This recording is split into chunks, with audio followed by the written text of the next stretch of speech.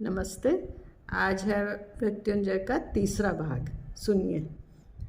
हमारी पर्णकुटी में पिताजी के लाए हुए अनेक प्रकार के और अनेक आकारों के धनुष थे। पता नहीं क्यों, लेकिन जब मैंने पहली पहली बार उनमें से एक धनुष देखा था और उसके प्रति मुझको जो आकर्षण लगा था वह अद्भुत था। उसकी कपोत की ग्रीवा की तरह मुड़ी हुई कमान और नखमात्र से छेड़ देने पर ही टंकार करने वाली प्रत्यंचा मुझको बहुत अच्छी लगी थी। पिताजी के हाथ से मैंने वह लगभग छीन ही लिया था। हाथ में उसको नचाता हुआ उछलता कूदता मैं तुरंत ही आंगन में घोड़े की पूंछ से क्रीड़ा करते हुए शोन के पास आया।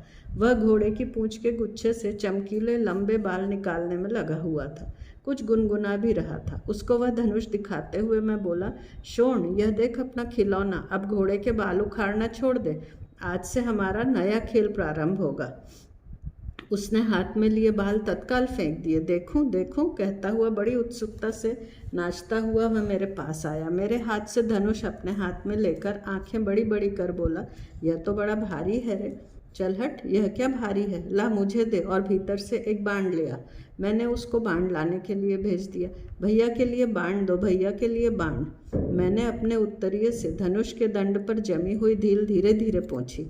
हाथ में उसको तौल कर देखा। इतने में ही शोन एक बाण लेकर उछलता कूदता बाहर आया। बाण मेरे हाथ में देकर सामने स्थित वटवृक्ष की ओर उंगली दिखाता हुआ बोला, भैया उस पेड़ में यह बाण मार दो। उस दिन से मेरा और शोन का यह जैसे नियमित खेल ही बन गया। आकाश में चक्कर लगाने वाले शेन को बाण का अचूक निशाना बनाना, हवा के झोंकों के साथ फुनगी पर इधर उधर हिलने वाले आम के डंठल तोड़ना, एक ही साथ दो बाणों को छोड़कर भिन्न भिन्न लक्ष्यों का वेध करना आदि अनेक खेल हम घंटों खेलते। इन सब खेलों के पंच थे हमारे पिताजी। वे जो कुछ कहते उसका पालन हम सिर झुकाकर कर रहे थे। लेकिन सदा मन में एक ही विचार आता, मैं हर प्रकार से बाण चलाना सीखना चाहता था। लक्ष्य को न देखते हुए केवल आवाज की दिशा में बाण चलाना सीखना चाहता था।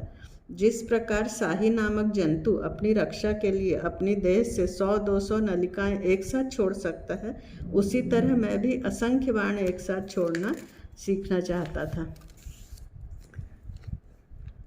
स्वप्न का अर्थ क्या होता है, यह कोई भी ठीक ठीक बता सकता है क्या?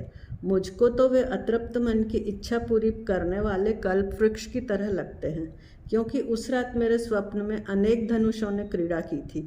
फूलों से सजे हुए घुमावदार आकार वाले पुरुष किंतु लचीली डंडी के बहुत से धनुषों को मैंने एक एक कर हाथ में लिए थे। जो भी वस्तु दिखाई पड़ जाती उसी पर मैं एक के बाद एक अचूक बाण फेंक रहा था।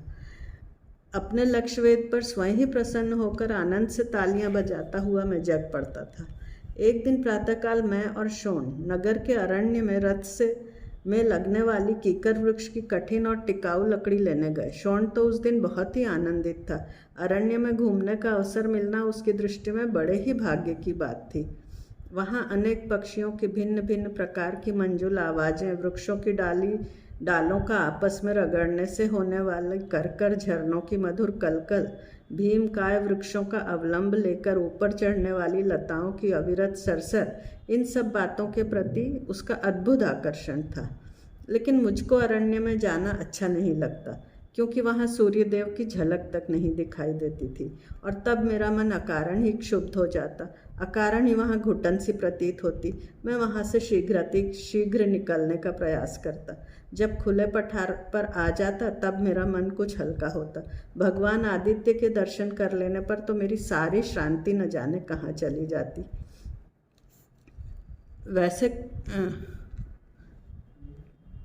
वैसे कुंडलों के संबंध में मैंने कई बार माँ से खोद खोद कर पूछा था, परंतु वह उनके संबंध में कभी भी संतोषजनक उत्तर नहीं दे सकी। एक बार तो मैंने उससे साफ साफ पूछा था, शोन और मैं दोनों सगे भाई हैं ना, फिर उसके क्यों नहीं है कुंडल? भयभीत दृष्टि से मेरे कुंडलों की ओर देखती हुई वह क्षण भर चुप रही। फिर सचेत होकर बोली, मुझसे मत पूछो, यह अपने पिताजी से पूछो। यह कहते समय उसके चेहरे पर बहुत घबराहट थी। मैं उसी समय पिताजी के पास गया। उनसे भी मैंने वही पूछा, लेकिन उन्होंने बड़ा ही विचित्र उत्तर दिया। वे बोले, गंगा माता से पूछ इसका कारण, कभी दिया तो इस प्रश्न का उत्तर वही तुझको देंगी। मैं विचारमग्न हो गया, गंगा माता भला इसका उत्तर कैसे देंगी? क्या नदी कभी बोल सकेगी? ओह, ये लोग बड़े लोग कैसा व्यवहार करते हैं, छोटों से वे इस तरह बातें क्यों करते हैं?